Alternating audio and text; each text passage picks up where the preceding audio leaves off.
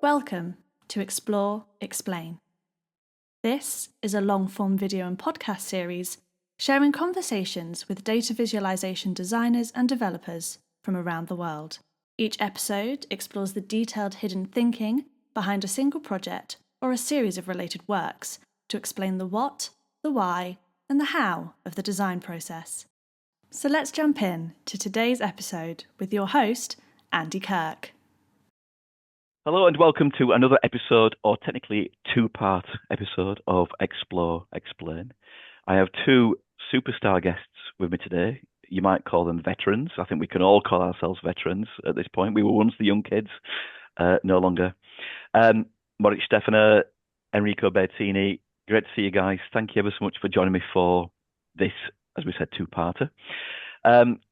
I'm sure you go without any introduction, but let me invite you to introduce yourselves anyway. Moritz, this is your second appearance, so frequent watchers or listeners to this show will already know about you, but let's top up their awareness. Who are you, sir? Where are you in the world? What are you up to?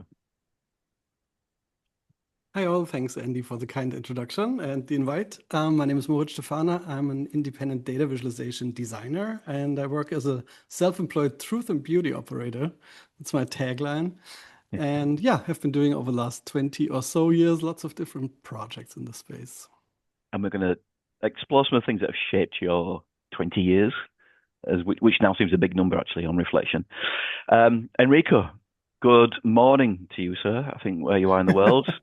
Again, can I invite you to just do a brief intro? Yes, so my name is Enrico Bertini.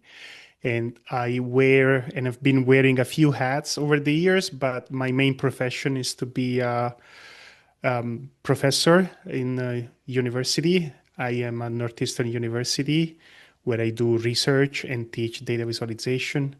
Previously, I was at New York University for almost 10 years.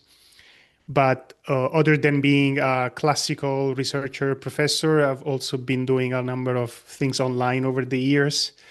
I think one of the most popular is the podcast that I produced together with Moritz for many, many years called Data Stories, but also blogs and newsletters, many other things. Absolutely. And it's nice to be on this side of the table for once. Yeah. Having been I don't think I was the record appearance holder. I think that was Robert Kazar in the end. But it's been a great battle. Yes, it went on for many years. But yes, as I said, it's great to have you both on the show. And what we wanted to do with this one is a little bit different to the sort of normal exploring and explaining of data viz works. And to sort of look back over the time that we've been in the field, and I guess we've all been in the field around the sort of same time, the same sort of entry point, same sort of intake, if you like. And what we're going to look at is your respective 5+1s, 5 works that you feel have been significant in shaping your thinking, your critical approach, your practice, your careers in data viz. 5 works of others, and then a +1, which is a piece of work that once again embodies your journey, whether it's at the start, whether it's at the end, whether it's more recent. I think it's a two-parter. We're going to have a chat with Moritz about his pieces first, and then we'll have a short break so you can have a little bit of a cognitive breather, and then come back and listen to the second episode with Enrico. So as I said, we're looking at works that can be broadly visualization pieces. They can be articles, they can be sites, milestones, whatever it may be, very broad opening. And I know that you've both kind of agonized through your selections because there are, let's face it, lots of things that we can reflect on. It was the worst task I ever had, yeah. I kept looking at the list. Years of my life. So sorry to put you through that pain, but I do believe that what you've come up with is a very nice kind of outcome. So we'll come to you first, Moritz, and obviously we'll have a chat with Enrico as well through this section. But I think just as a sort of soft opener to give people a bit more background, I suppose, to yourself, Moritz, in terms of your origin story. We're looking back at this sort of 20-year window. When and how did you get into data viz, both as a subject of interest, but also then professionally? Yeah, good question. So yeah, it seems ages ago. So like pop culturally, I'm a kid from the 90s, but like professionally and like tech and design and data viz wise, more of the 2000s. So I started early 2000s working in web agencies and building games and interactive like web experiences, right? At the time, the web was a very experimental medium. People built these interactive websites where you didn't even know where to click, or where we tried to find interesting ways to visualize the navigation or the sitemap, or just do this like multi-sensory experiences. So it was a really great time to experiment on the web, and I was a part of that. And then yeah, I got into data viz just by thinking about, okay, how does the web and the internet change how we think, and how can we have visual models for that, right? And how can we explore information in new ways? And then I got into cognitive science, studied cognitive science, got into data analysis, machine learning, and then also specifically into can we cartograph information spaces? Like, can we make maps of information or of knowledge, right?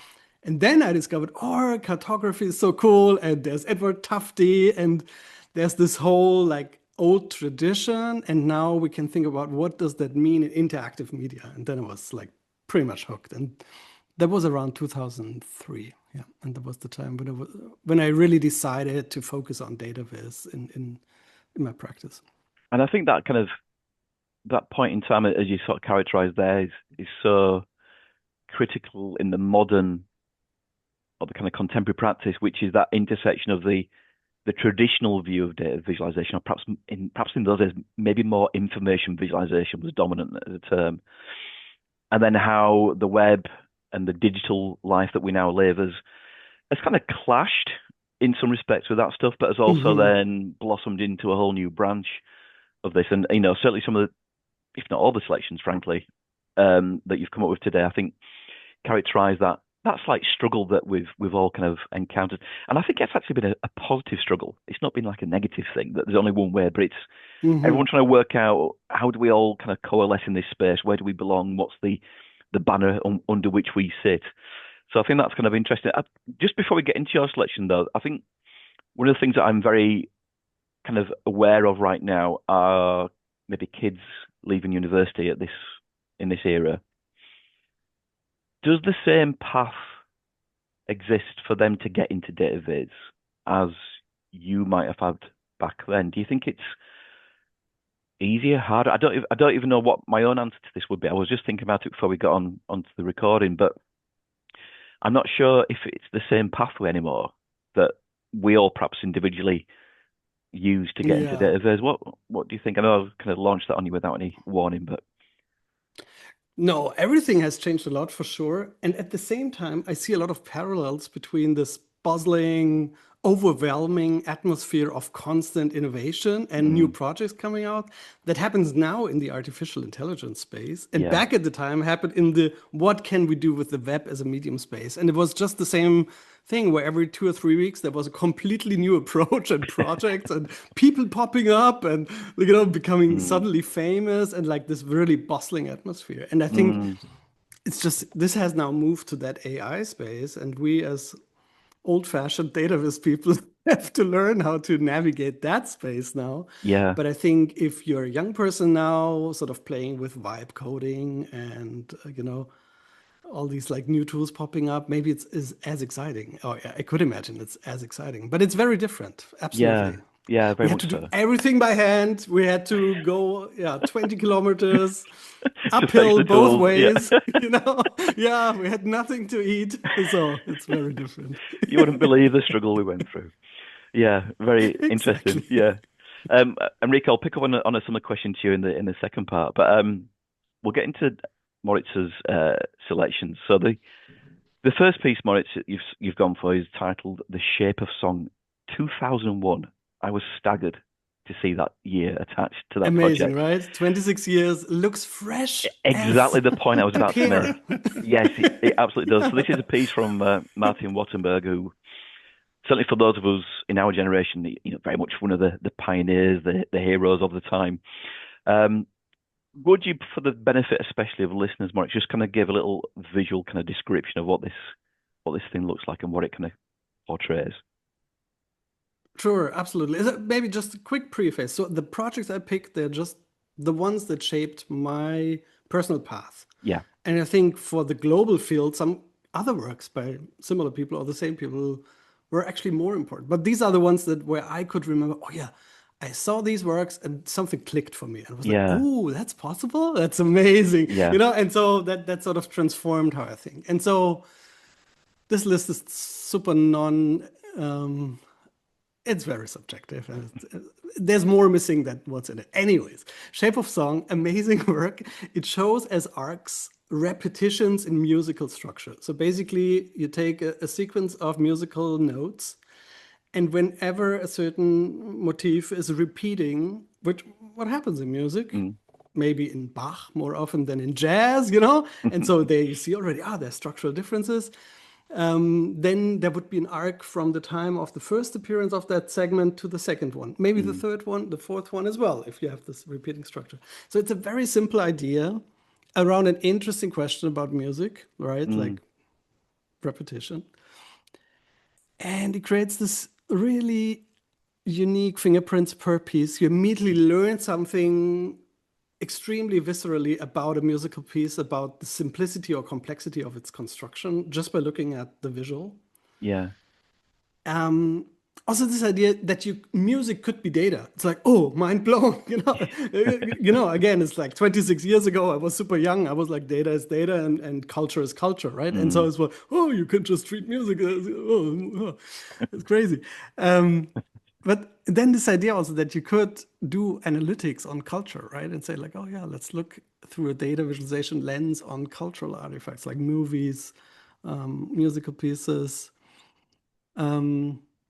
Similar work also Brandon Dawes, Cinema Redux, where he took a screenshot of one frame per second or so of movies, and you would see the whole movie as like a big contact sheet, and you would suddenly see, or a third of this movie is blue, and then it turns brown or something, right? Things you would not notice in your indie experience, like you have just the close reading while you're there, and suddenly you're able to zoom out and see the whole thing at once, and that's this beautiful feeling. And I think that's what also that you captures get this selection to me.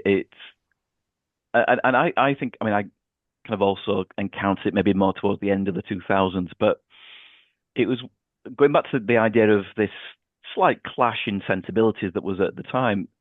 It felt to me like a quintessential piece that captured this idea that not everything has to be about reading back data. It's that gist, it's that sense of big picture patterns and almost like collective motifs of the full music of complexity on one and then simplicity on another.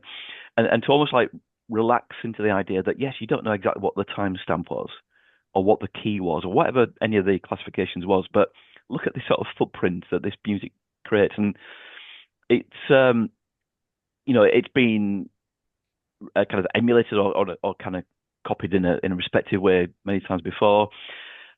It also reminds me of that era of the blogs at the time, maybe a little bit later than 2001, but Visual Complexity, Manuel Lima, Infosthetics, our old friend, Andrew van der Moere, that were kind of showcasing, many of these very elaborate and different looking visualizations that was like this window into possibilities that was just ever so exciting. I mean, Enrico, what do you think to Moritz's selection there, and what's your kind of memory of this? I think one thing that crosses my mind is the fact that some of these early experiments, they really showed this idea of data art. And what I found always impressing in some of these pieces is that you have something sort of like what Moritz was saying. You look at this beautiful picture and it clearly communicates something to you at a visceral level. But at the same time, there's also space for reflection and for the rational part of you where like you see the arc and it's like, oh, this arc means this. And that's what I discover by looking at this picture. So what data art pieces like this one, and this is one of the early ones, right, is the fact that you can look at a visualization and absorb it both viscerally because it's a beautiful picture, but also rationally. And I think back then that was really new. Because up to a certain time, data viz was mostly about the rational part, right? It was like let's analyze data, let's communicate data, and let's be minimalistic about that, right? But at the same time, it's not only an aesthetic piece. If you want to get into what is the meaning of the things that you see, there's a meaning behind that, right? Yeah. So, And I think and of course, there have been a lot of follow-ups, Of and course. there have been amazing artists who've starting from this idea went like way, way beyond. So, And I think that idea of almost building on an idea as well is what this era captures for me, which is this was like, a first attempt at something that others then sort of take as a concept and build on and adjust and modify, apply it to different things, like you said, Moritz, like movies or anything that has some sort of rhythmical structure, like comedy, which is something I'm looking at the moment. But I'm also minded to think about a later piece from Martin and his longtime collaborator Fernando Viegas, which was the wind map, Hint FM wind map, which was, I can't remember the exact wording, but something as described of the poetry of data and this kind of beautifully kind of particle flow movement of wind, which both operate again at the macro level, but also then at the almost the micro tooltip, what is the speed of wind right here level. So that's something that Martin and the people in his sphere They have were always so brought. good at the micro macro thing. They also had the map of the market, which is still the best use of a tree map ever. And they also had the baby name explorer. And I think the theme is always like you get this overview of really deep data sets for everybody suddenly to explore through these really rich visuals that are totally self-explaining. I mean, it's almost magic. So, yeah. And I'm just thinking that Like, if I'm not mistaken, I think Martin might have been supervised by Ben Schneiderman prior to that. Or I don't think so. I think they've been collaborating. They've been when they did collaborators, the right? map of the market. Yeah. Yeah, but I'm just thinking about the sort of Schneiderman mantra of overview first, details on demand, that kind of idea, which is captured by that. Great selection, Moritz. We move forward 5 years to the second piece, We Feel Fine, by Jonathan Harris and Sepp Kamvar. Wow. I think I first saw this in MoMA, of all places. Again, can I just invite you to sort of talk us through what this is? Which is already also new. DataVis enters the MoMA, Talk to Me exhibition, 2008. Pivotal moment, really. Before it was like, what scientists do, and suddenly it became part of pop culture, of museums, of exhibitions, and so on. And this We Feel Fine has been absolutely, I think, pivotal project. If I had to pick only one project, it would have been this one. This is the data visualization project for me. It is. It's personal. It's amazing. So amazing. What it does, so what it does is it's an exploration of human emotion on really large scale and in real time, basically on the web. So what they did, Sepp Kamvar and Jonathan Harris, is scrape the web, the blogosphere, like all the blog websites, as we used to say, for expressions of feelings, like I feel like this, I feel like that, I'm feeling that. And sort of put all that into a database and also try to learn a bit about the context of that person, identify images maybe that were posted along it, and sort of capture that one expression of emotion and the human context around it in data, which is already crazy, like to even attempt that, right?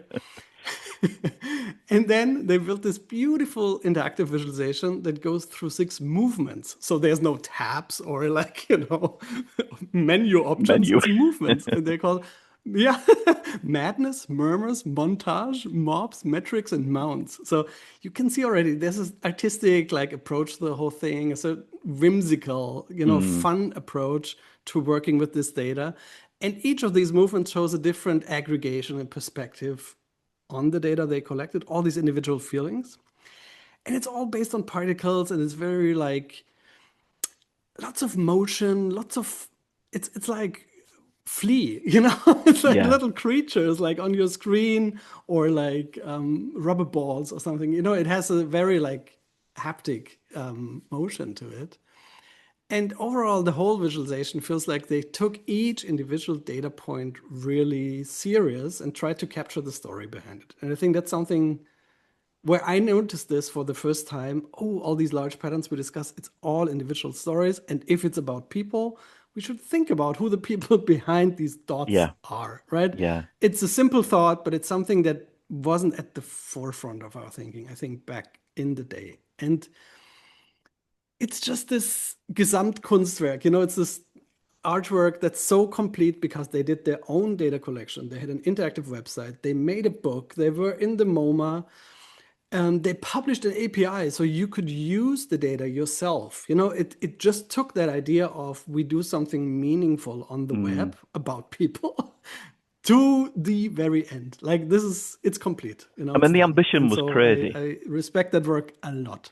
Yeah, the ambition was crazy, and you've already kind of outlined the different outputs and the forms, and to sort of land on that ambition in one single step, and not kind of get there through iterations, and here's the 6th version of this thing, is unbelievably creative and commendably so. And I think again it echoes some of the points from the first piece about that idea of it's not just about showing the data point, but what the data point is about, and then all the data points collectively in aggregation, but then also in isolation, as you said, in this system.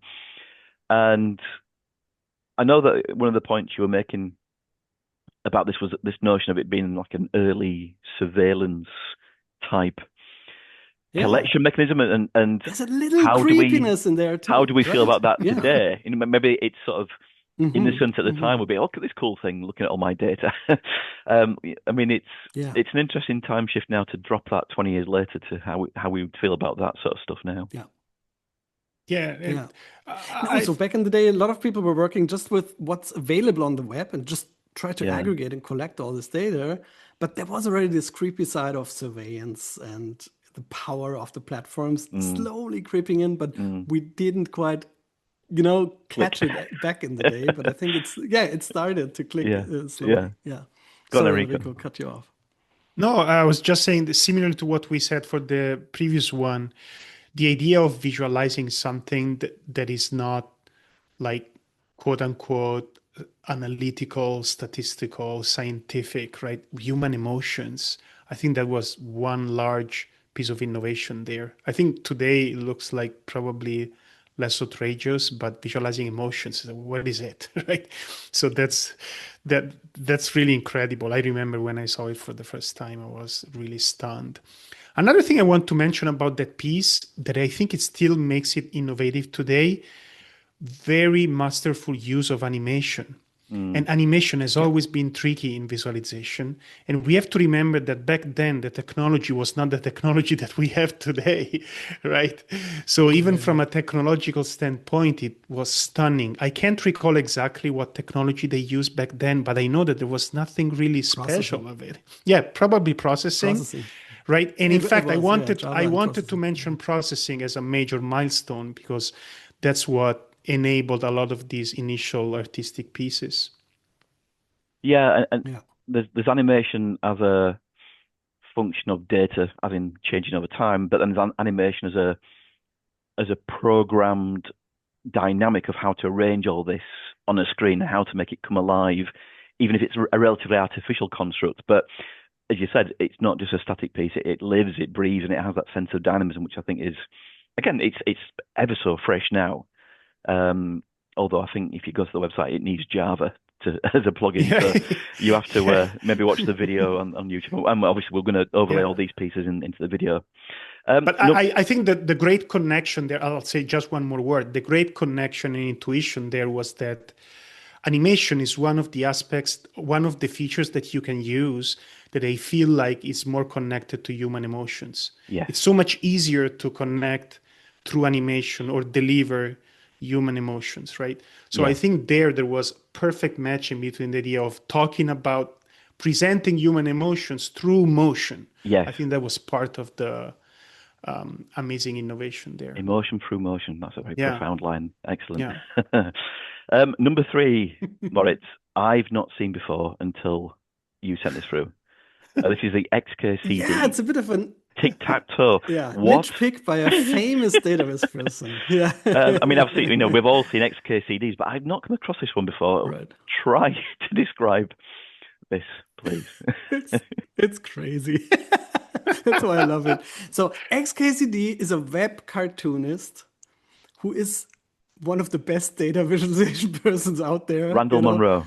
Next to his job of doing the most funny web cartoons. It's amazing. And so he consistently he came up with like 5 to 10 really unique game-changing data viz ideas, which I find really crazy. And one of them is this map of tic-tac-toe moves. And I picked it because I remembered when I first saw it, it was genuinely like a WTF moment for me. Like, what? You can do that? And then it's like, what does it, and then you realize how it's constructed. And you're like, this is brilliant. This is just so clever. So what it does is, all know tic-tac-toe, where you can have X's and O's, and you want to connect 3 along a grid of 3 by 3, right? And so what it does is it's a map of all the optimal moves in that game if you start as X. And so your first optimal move is to pick a corner. And so it's a big X in the corner. And then all the subsequent moves are in that other fields that are still open. And basically with every move, you shrink into a tiny field inside the board, right?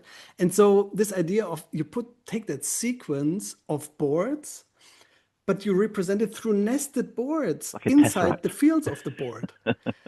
Yeah, it's like Inception, it's Inception, but visually. And I was like, this is such an amazing, smart idea, because suddenly you can reason about how deep the game is, basically, depending on the path you take. And the path is encoded in that nesting. It's, in a way, it's so simple, but it's also so brilliant. And I don't know, it just changed something for me that even now, 20 years later, I'm like, yeah, that map. Like, what's up with that?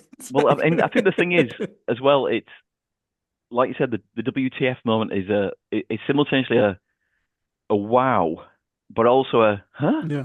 What is this? And then when the penny drops, it's like, oh wow. And it's hand drawn as well. It's not, it's not something that's been algorithmically generated. It's hand drawn. Yeah. So just the concentration span you'd need and the lack of interruptions you need to kind of keep this thing going. But yeah, that's it's the outrageous. other thing. I think that's part of the quality is the hand-drawn part. And he also has mistakes in it. So it's really like there's always the XKCD wiki where all the mistakes or the additions are discussed. There's a few mistakes in the map because he did it as he went along. And that's also, I think, part of the quality is this handcrafted, like hand-drawn thing. We saw that also from Jessica Hagee, who invented this really unique format of drawing on index cards, little like jokes, database jokes. This is index.com. She's been doing that for 20 years also. She keeps going and she just makes jokes with Venn diagrams and scatter plots. It's like amazing. And they're really good also. And I think these two people sort of set the scene for any like handcrafted database to come. Also, Dear Data, is an amazing project. Not part of my list. I don't know why, but here we are. But I think it wouldn't have been possible if we hadn't, had this groundbreaking work by XKCD and Jessica Hagee. But I think there's also a timing thing there, which is, this, 2012, 2013, you're 10 years into your career at this point. Others might have landed around 2013, and so Dear Data does become their first touch point to some of this stuff. So it's also about our own career arcs, not wanting to do a shape of song for shape of career. But Enrico, have you come across this one before? Is this a piece that you've now just no, surprisingly not, but it's really incredible.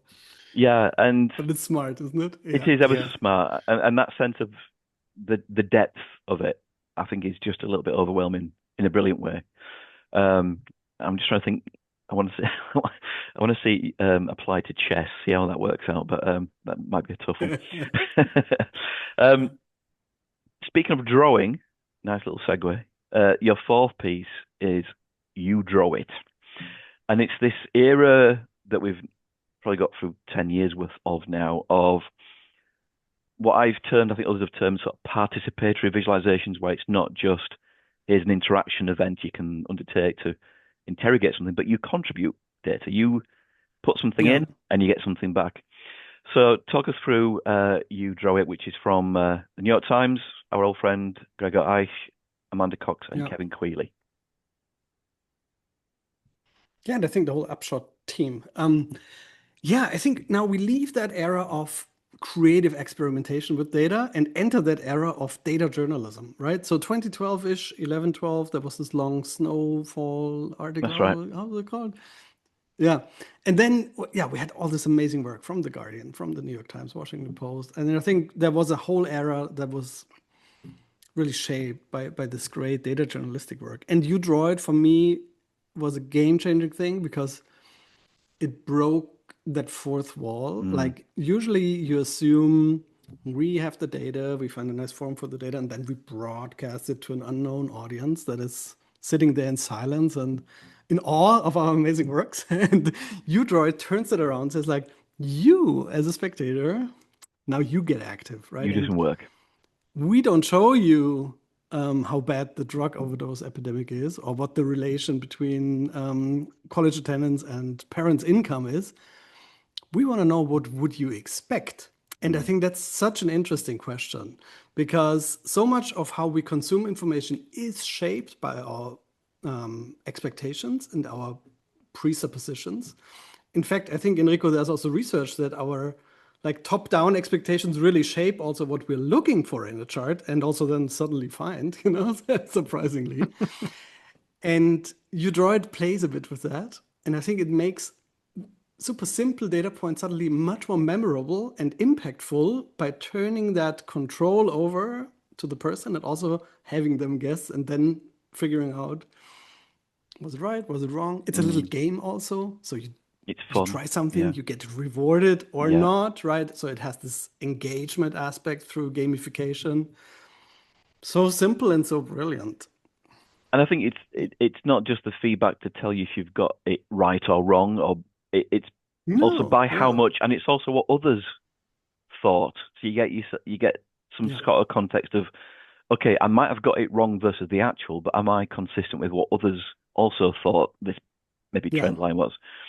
And yeah, these things have been, again, kind of emulated quite a few times. I remember there was some script that was released in the wild for people to kind of recreate these things themselves, and it's often things like line charts, or it's things like sort of a heat map grid, and you position something. It's also things like, I always remember a piece about Germany, and you could draw a line for where you think the former East and West Germany border was, and you can see how wild the differences are.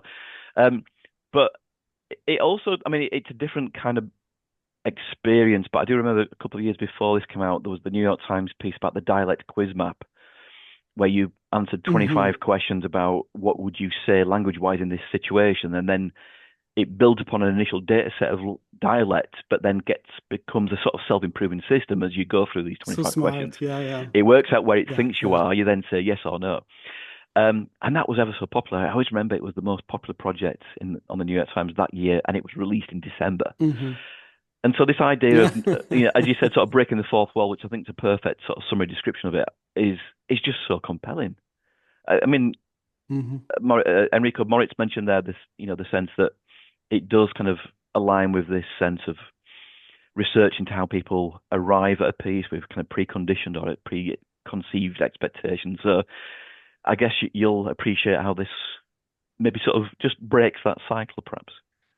Yeah, and I think that piece also influenced some research later on, where researchers really try to figure out what happens when you apply those kind of visualizations. And it's also a really good example of how sometimes ideas start from, from practitioners, and then researchers try to catch up and try to figure out exactly what is going on there, and the other way around. So I've always been a fan of this, like, cross-pollination between practitioners and researchers and how they influence each other. Absolutely. It's been really, really interesting. But one thing I wanted to say is, when Moritz was mentioning this piece, so many things went through my mind, because I think it was like that period of time when data journalism was booming, and data journalism was a lot about visualization, and many newsrooms started innovating like crazy. And incidentally, I think it was maybe also the golden era of our podcast of data stories. And we had and luckily I was in New York City. That was like one of the main centers for data journalism. So I was really lucky to be able to attend many meetups and meet many of these people. I believe at some point we had a recording directly from New York Times. So it was a really, really incredible time. And Also, I think the pudding started around the the time. pudding and lots of started, like yeah. So there was so civil much energy. initiatives around data. Yeah, Yeah. So much energy. So there are two real golden ages you're missing out on if you think everything just started after 2015. It's really so that whole 2000s like data art thing and now that data journalism thing really worth digging into and seeing what you can still find from that era. Yeah, absolutely. Yeah, agree with that. and New York Times was definitely they had those few years where there were amazing people. They just innovated every single month at least, right? Yeah. So Yeah, it was a bit of a golden age. Now, a few years later, we move on to the fifth selection, Moritz, which is a piece that I think most people will know about, which is the warming stripes, sometimes called the climate stripes. But it's warming, so the warming stripes is appropriate. So, I mean, this probably goes without a need for description, but I'll let you do that anyway. This is conceived, executed, and popularized by Ed Hawkins at the University of Reading. It's always important to recognize and credit Ellie Highwood, who is mentioned as a source of inspiration. I think she did a knitting or a tapestry piece kind of a very similar sort of nature. So it's important to attach that credit as well. But yeah, I mean, tell us about it and why you think this is worthy of your agonized over top 5. Yeah. So maybe this one's the most obvious pick. It's also the one data visualization I show the most in talks, like apart from my own work, of course. So the warming stripes, they are probably the most iconic and most reproduced data visualization ever, is my feeling at this point, because they have shown up on like cars, the Reading Festival, a whole train station in Germany, although they deny that being the literal climate stripes, but it looks exactly like them. And they are everywhere and they are recognized everywhere. So they became a universal symbol, logo, icon for the warming planet, the climate crisis. And I think that's no other data visualization has achieved that transcendence from, I'm a diagram or I'm a chart to become a universally, acknowledged symbol. And I think there's something really interesting about that. The first part is, as you say, it was born from crafting with data. So crocheting, or how do you say, knitting, like scarves, blankets, by women, of course, and then popularized by men. So there's a whole story there. But also what Ed Hawkins contributed is that punchy color scale, which works really well. So the details of execution do matter. And the personalization. So you could do your climate stripes, right? This is my climate stripes. This is this year's climate stripes. So it was a generative system. And I think a lot of people played with this idea, we could have a generative branding strategy or something. This is the one generative branding strategy that really worked. And I think it's just something very unique, how powerful this visual has become. Although it has no legend, it's technically not a good way to display quantitative information, which I find funny. That's it. But I think it picks up again on the you draw it wider positioning of that in terms of you can, as you said, you can take this this construct and inject your own locality. You can put yourself make into it that, yours. Which and that sense of personalization. Remix it. Exactly. It was invited to play with it, remix it, use it again. This meme culture. Yeah. And it's the first date of his meme, maybe. Maybe so. Yeah. But I think Not the first. It's entirely worthy of going there. I think what would be interesting is if we, did this podcast in 10 years, what next? So it's cut through as a thing. Many people now know that the world is warming. So what do we do about it? Does it have that impact, or does it mark out the fact that data viz can only do so much? Its ambitions can't be in itself to change the world, but to create the opportunity for people to do something to change the world. So I think that sense of impact action in terms of behavior change is a sort of further branch of interesting discussion, but mindful of time. I mean, if there was a visual that would literally cool the planet, I mean, how much can we expect from data viz? Yeah. What type of magic chart would that be? So I think it does a fine job at what's possible with data visuals. Absolutely right. And to close off your selections, we now go to your +1, which is your own work from 2002. And you called this the first ever data viz you created. And you said that when you did it, you want to do more things like this. This is an organic link network. A, I had no idea what I was doing. B, I wanted to do more of it. That's my recollection. Do more of this stuff. You don't know what you're doing. Yeah. Yeah, exactly. Yeah. So it's this organic network. Basically, I was looking at all my friends, all their websites. So everybody had a blog role on their website. Like, this is the people I hang out with, virtually. And it was important because there was no, I know, this is how you've discovered other interesting contents, right? Once you found a website you liked. And so I wanted to show how everybody's interconnected with everybody else. And then it was a big mess. And I was like, oh, maybe I could have something like a fisheye effect of sorts, I had no idea about that it existed already. So I reinvented everything. And it would be nice, it would be organic and moving and floating. And maybe I just show the part that's close to the mouse pointer. So you sort of have to interactively explore a bit to even see everything. So really super naive thoughts, but the outcome is just super nice. And I was like, oh, this is fun. I want to display information like this in this organic, smooth, fun, whimsical way and just give people effortless access to information spaces, It's like, I'm a simple man, I just want to make information spaces seamlessly accessible. What can I say? Brilliant. Yeah, so I mean, watching the video back, it is very fresh, the fluid dynamics are, still beautiful. It's not jerky or clunky, so I would still put it online, so yeah. So my first encounter with your work was your Elastic Lists project, which again was that sense of sort of the dynamics of movement of things sort of settling and then expanding. It was and then to bring that into your data viz practice, of course, was a bit of a touch point. Brilliant choices, Mo. Thank you ever so much for those.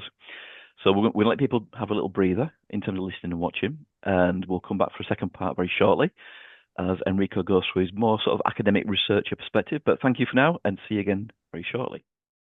To see more information about today's episode, including some links to key sites and resources mentioned, please visit my website at visualizingdata.com. Here you'll also be able to find details about my book, information about my public and private training courses, as well as over a decade of blog posts. If you've enjoyed this series, please consider liking, subscribing and spreading the word. See you next time.